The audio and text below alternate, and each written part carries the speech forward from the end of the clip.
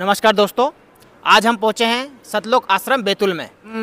इनसे चर्चा करते हैं, तो बने रहिए वीडियो में। तो आप ये बताइए, आप क्या पूछना चाहते हैं इनसे?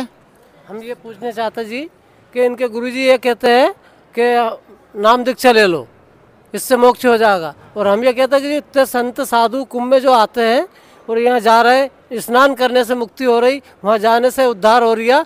और ये सब नियम हमको बता रहे हैं कि ऐसा करो वैसा करो, हनुमान जी की पूजा मत करो, मंदिर की में मत जाओ, सब कुछ छुड़ाते हैं, देवी देवता छुड़ाते हैं। और वहाँ होली मत मानो, दिवाली मत मानो, ये कुछ मत मानो।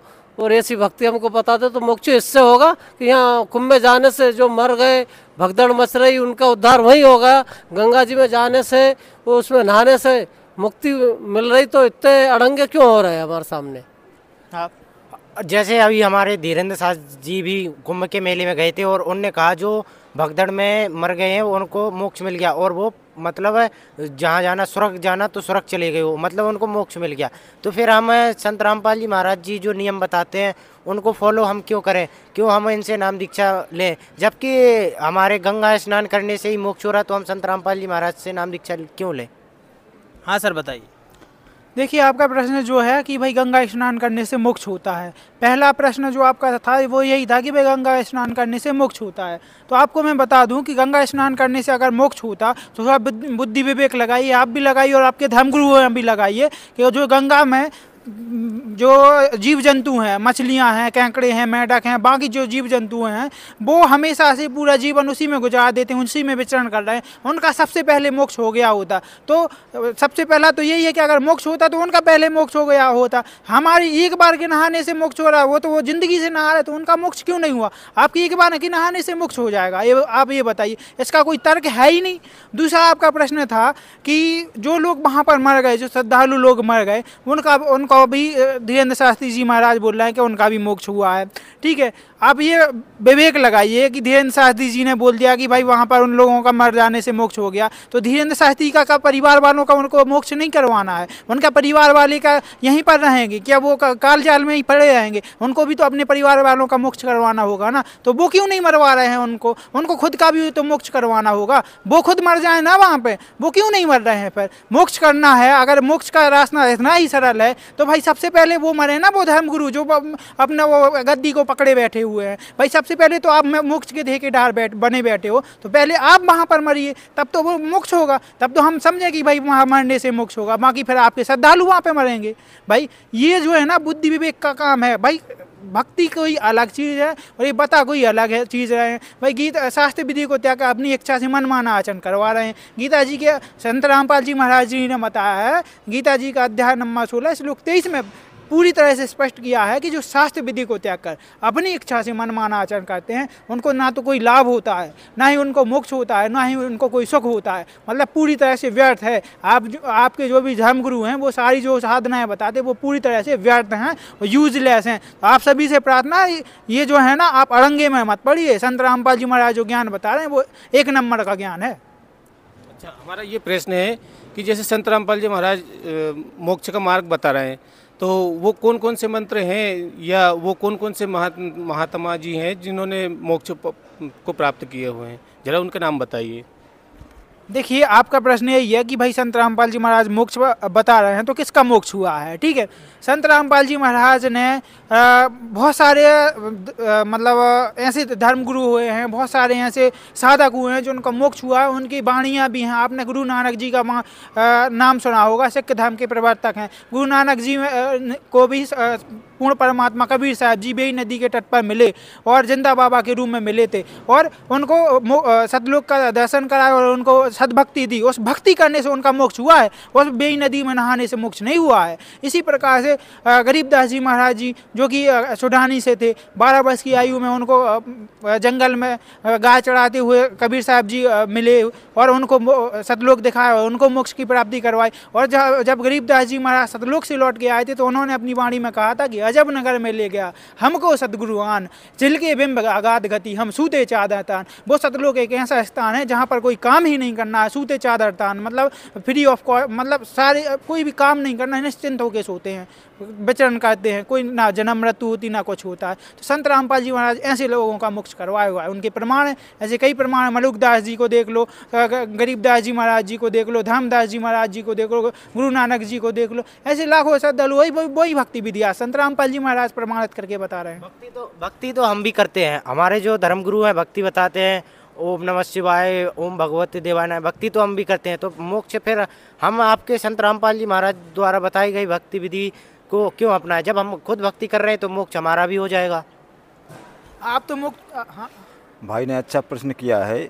देखिए भाई साहब, आपके जो धर्मगुरु बताते हैं, जगत में जो भी चर्चा चलती है, सबसे पहले ये देखिए कि हमारे लिए प्रमाण हमारे धर्मशास्त्र ही हैं।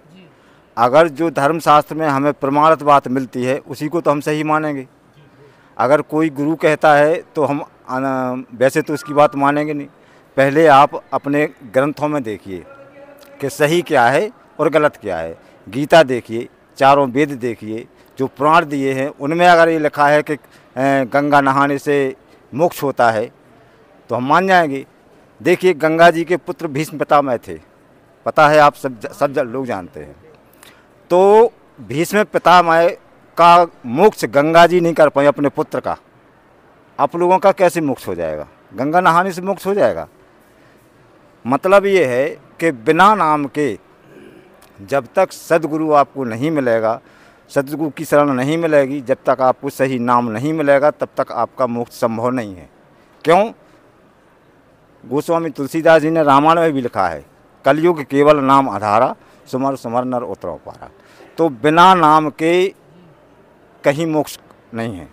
ये सब भ्रम में डालने वाली बात है, इसे आप समझिए। आप शिक्षित हैं, समझदार हैं, आप ग्रंथ पढ़िए।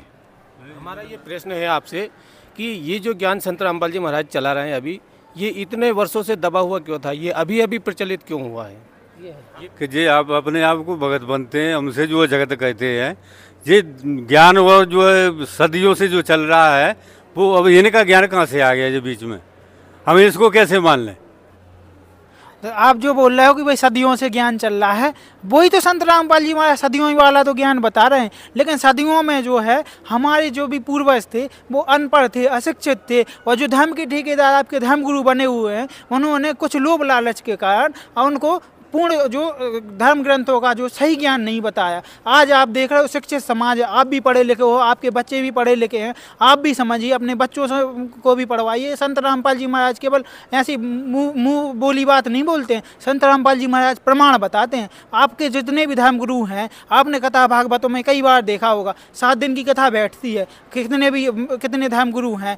जो श्रीमद् भागवत सुधा सागर जी है, उसको तो लाल कपड़े में लपेट के रख लेते हैं, उसके ऊपर जो है ना लड्डू गोपाल जी की मूर्ति रखते हैं और उसको अच्छे ढक्के रखते हैं, और बस इधर उधर की जाके फाके देके और मतलब कथा का 7 दिन कैसे भी खत्म कर देते हैं और दक्षिणा लेके चले जाते हैं। आप बताइए, उस सुधा सागर का एक भी पन्ना खोल के कभी बताया उस सुधा सागर में लिखा क्या है? संत रामपाल जी महाराज सारी गीता, वेद, पुराण सब का देव, सबसे प्रमाणित भक्ति बताते हैं। और ये तो ठीक ठाक है, संत रामपाल जी महाराज अपनी पुस्तकों भी प्रचारित करते हैं कि भाई आप पहले पुस्तकें पढ़िए, उसके बाद आपको ज्ञान समझ में आए, तब जाके आप नाम दीक्षा लीजिए। आपके धर्मगुरु का भी ये बोलते हैं, आपके धर्मगुरु तो ये बोलते हैं भाई कोई भी आओ, कोई भी जाओ, चाहे नशा करो चाहे कुछ भी करो, आप आओ, नाम दीक्षा लो, हमसे मोक्ष करवाओ, और ज़्यादा है तो गंगा जी में मर जाओ, मोक्ष हो जाएगा। भाई ये जैसे अभी अंकल जी कह रहे थे कि रामायण में प्रमाणित है जो गोस्वामी तुलसीदास जी ने लिखी नाम, तो नाम तो हम भी ले रहे हैं ना। जैसे हमारे धर्मगुरु बताते ओम नमः शिवाय, ओम भगवते देवाय नमः, या राधा राधा, कुछ भी नाम की बात हो रही ना, तो नाम तो हम भी ले रहे हैं। जैसे अभी अंकल जी ने कहा था कि रामायण में कहा कलयुग केवल नाम आधारा, सुमर सुमर नर उतर पारा, मतलब नाम तो हम भी ले रहे हैं, तो मोक्ष तो हमारा भी हो जाएगा। संत आसाराम जी महाराज से जुड़ा हूँ।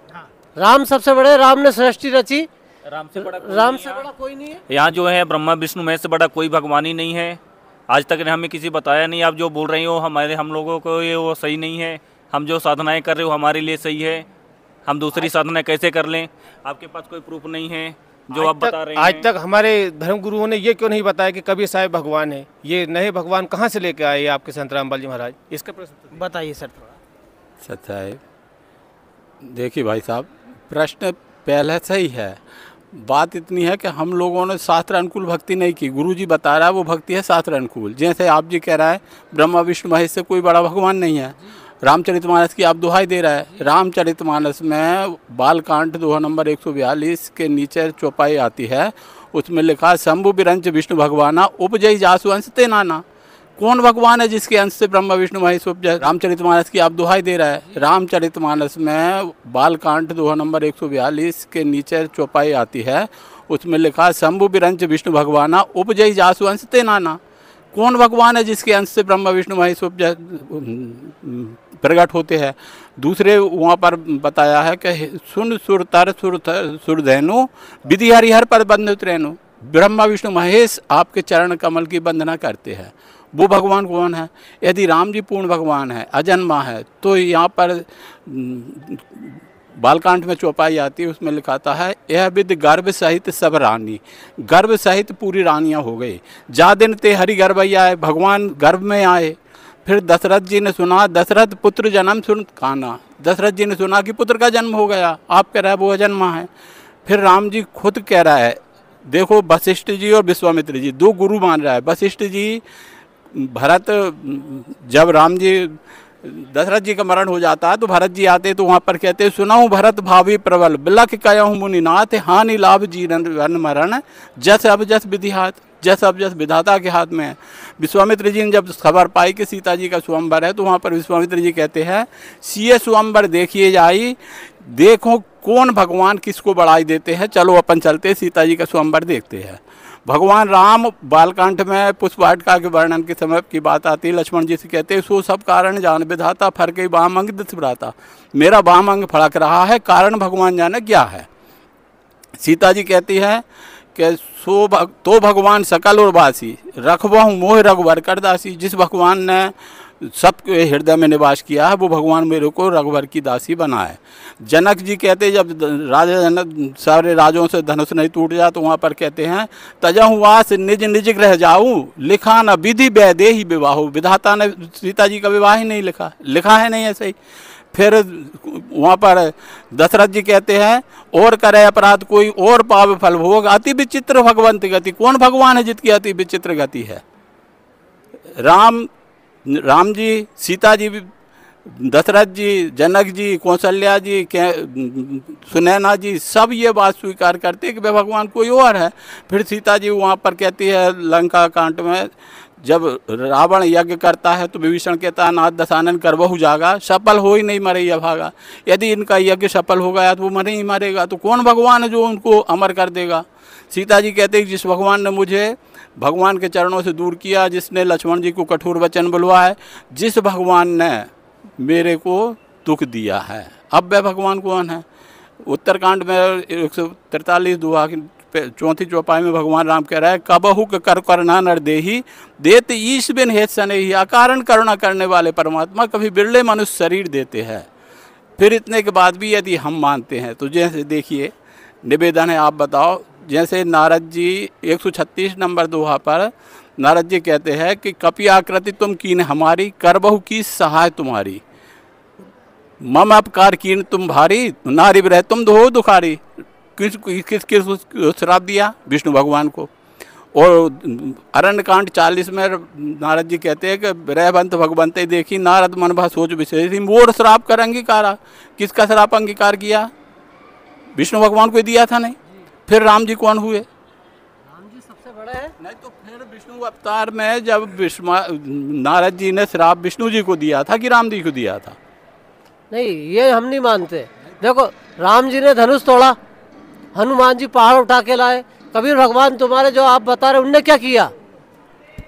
देखिए धनुष तोड़ने से पहाड़ उठाने से ही पूर्ण परमात्मा का संकेत नहीं मिल जाएगा। शास्त्रों में जो संकेत मिलेगा उसको भी तो मानेंगे। जैसे हनुमान जी ने पहाड़ उठा लाए तो कृष्ण जी ने भी तो उठाया था, फिर शेषनाग ने तो पूरी पृथ्वी को रखी है, सब लोग बताते हैं आधार पर। फिर कौन भगवान हुआ? कबीर परमात्मा ने क्या उठाया? कुछ भी तो नहीं उठाया। क्या उनके पास रामायण है, कुरान है? क्या है? वो छोटी छोटी पुस्तकें रख ली और आप प्रचार करते फिर रहे, ये मत लगाना, वे मत लगाना, देव पैर मत पड़ना, हाथ मत जोड़ना, किसी में तिलक मत लगवाना, डांस मत करना। ये तो हमारी परंपरा चली आ रही। शादी करेंगे तो डांस से करेंगे, हल्दी लगा के मेहंदी लगा के तब शादी होगी। आपके उसमें क्या शादी का वो है ऐसा? बस एक जन्मदिन के लिए भी मना करते हैं, जन्मदिन मत मनाओ, दीपावली मत मनाओ, कोई भी त्योहार मत मनाओ, तिलक मत लगाओ। देखिए भाई साहब, निवेदन है आप कृपा करके आपके शास्त्रों को देखो। जैसे आप जी ने कहा अभी शादी का वर्णन किया, शादी का वर्णन पहले से ही आदिकाल से जो चला आ रहा है वो जैसे गुरुजी बताते हैं शास्त्र अनुकूल वो ही शादी थी। जैसे लक्ष्मी जी की, सरस्वती जी की और महागौरी की शादी दुर्गा जी की वचन से की थी नहीं। अब लोग बताते हैं जैसे राम जी की शादी में भी दहेज नहीं हुआ। आप देखिए वहाँ पर प्रसंग आता है जब राम जी धनुष तोड़ देते, जयमाला हो जाती, परशुराम जी आते, परशुराम जी जब चले जाते हैं उसके बाद में जनक जी प्रणाम करते विश्वामित्र जी को, और विश्वामित्र जी कहते कह मुनि सुन नरनाथ प्रवीणा रहा विवाह चाप आधीना। विवाह धनुष के आधीन सा, तो टूटत ही धन भयाहू विवाहू, धनुष टूटा और विवाह हो गया। सुर नर नाग विदित सब कहू, देवता नाग सारे लोग गवाह है। फिर कहाँ दहेज हुआ? नहीं हुआ नहीं।